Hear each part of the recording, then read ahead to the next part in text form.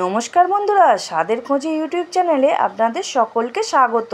আজকে নিয়ে চলে এসেছি চিংড়ি মাছ দিয়ে কচুরলতি রান্না। চলুন দেখে নেওয়া যাক আমি কিভাবে কচুরলতিটা কাটবো। এখানে আপনাদের দাদাভাই বাজার থেকে 2 আঁটি কচুরলতি নিয়ে চলে এসেছে। এবার দেখুন কচুরলতিটা কত সুন্দর শুকনো শুকনো মতো কচুরলতি, কিন্তু বাজার থেকে এইভাবে দেখে কিনবেন। দেখুন কত সুন্দর শুকনো শুকনো।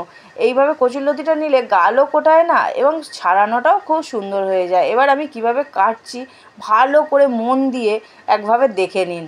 কচুরলতির এই যে সুঁই যদি কচুরলতির গায়ে লেগে থাকে তাহলে কিন্তু রান্নার পরও কেউ খেতে পারবেন না, তাহলে গাল কুটকুট করবে প্রচণ্ড, রান্নাটাই বৃথা। দেখুন আমার কত সুন্দরভাবে কেটে নিয়েছি, ঠিক ডাঁটা যেভাবে আমরা ছাড়াই সেইভাবে কিন্তু সুন্দর করে ছাড়িয়ে নিয়েছি। এবার আমি এখানে কেটে রেখে দিলাম। এবার এক এক করে সব কেটে নিয়ে চলে এলাম। দেখুন আমার 2 আঁটি কচুরলতি এক চুবড়ি কাটা হয়ে গেছে।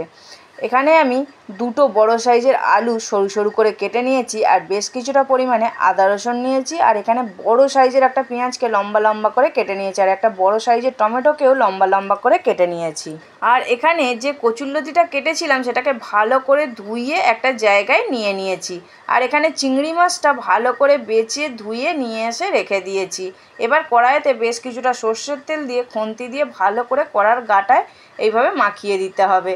দিয়ে এবার চিংড়ি মাছটা আমি দিয়ে দিলাম। চিংড়ি মাছটা আমি কিন্তু নুন হলুদ মাখাইনি। এবার ওপর দিয়ে নুন আর হলুদ দিয়ে ভালো করে সুন্দর করে নেড়ে চেড়ে ভেজে নেব। চিংড়ি মাছে নুন হলুদ না মাখালেও চলে, কড়াইতে দিয়ে ভালো করে নেড়ে চেড়ে দিলেও চলে যায়। দেখুন আমার চিংড়ি মাছটা কিন্তু সুন্দর করে ভাজা হয়ে গেছে। এবার এটাকে আমি তুলে রেখে দিলাম। এখানে আমি কিন্তু বেশ কিছুটা পরিমাণ সর্ষের তেল দিয়ে দিলাম, আর ফোড়নে দিলাম 2টো তেজপাতা। দেখুন তেজপাতাটা আমি ভালো করে ভেজে নিচ্ছি। আর এখানে বেশ কিছুটা ওই হাফ চামচের মতো কালো জিরে দিয়ে দিলাম। দিয়ে ভেজে নেওয়ার পর যে আলুগুলো সরু সরু করে কেটে রেখেছিলাম সেটাকে দিয়ে দিলাম।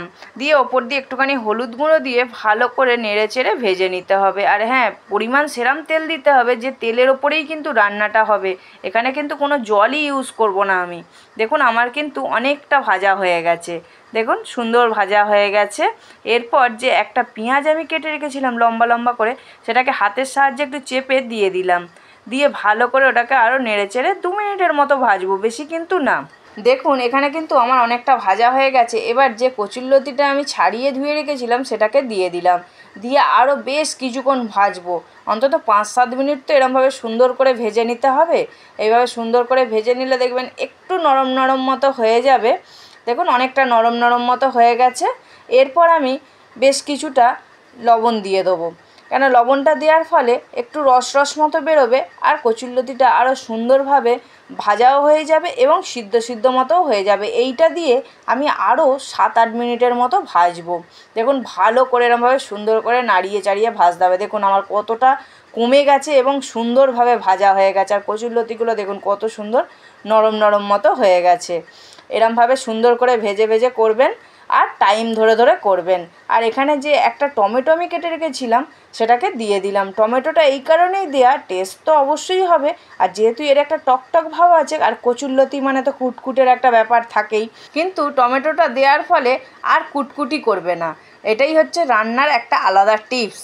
আর এখানে আমি কিছুটা মশলা রেডি করে নিচ্ছি। এখানে আদা রসুন দিয়ে দিলাম পরিমাণ মতো, 1 চামচ গোটা জিরে আর 1 চামচের মতো গোটা ধনিয়া দিয়ে এবার পরিমাণ মতো জল দিয়ে দিলাম।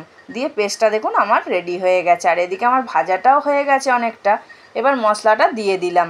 দিয়ে ভালো করে আবারও সুন্দর করে নাড়িয়ে চাড়িয়ে নেবো।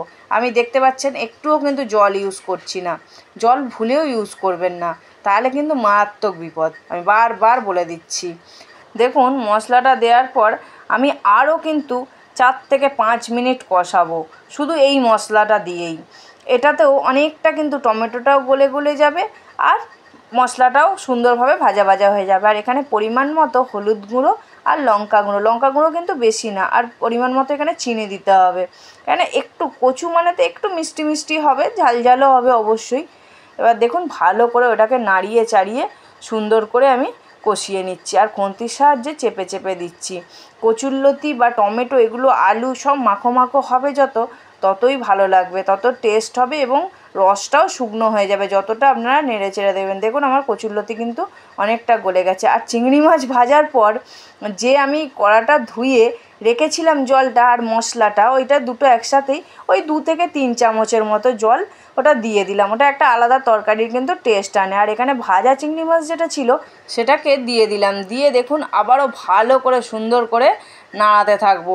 দেখুন নাড়াতে নাড়াতে অনেকটা আমার সুন্দরভাবে শুকিয়ে গেছে, মশলাটা কত সুন্দর হয়ে গেছে। আর এখানে হাফ চামচের মতো গুঁড়ো গরম মশলা দিয়ে দিলাম। গুঁড়ো গরম মশলা দেওয়ার পর কিন্তু আরও 2 থেকে 3 মিনিট ভালো করে সুন্দর করে নাড়াতে হবে। আর কড়াই যাতে না একটুও ধরে যায় আর ছেড়ে ছেড়ে চলে আসে, খুন্তির সাহায্যে যেন গোল গোল মতো হয়ে যাবে, মানে তাল পাকিয়ে যাবে যেটা বলে।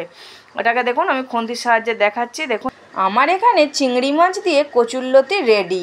দেখুন কত সুন্দর লাগছে, শুধু শুধু এক বাটি খেয়ে নেওয়া যাবে। আর ভাত রুটির সাথে তো তুলনাই হয় না। আর রেসিপিটা কেমন লাগলো অবশ্যই কমেন্ট করে জানাবেন বন্ধুরা। ভিডিওটা ভালো লাগলে অবশ্যই একটা লাইক করে চ্যানেলটাকে সাবস্ক্রাইব করে দেবেন।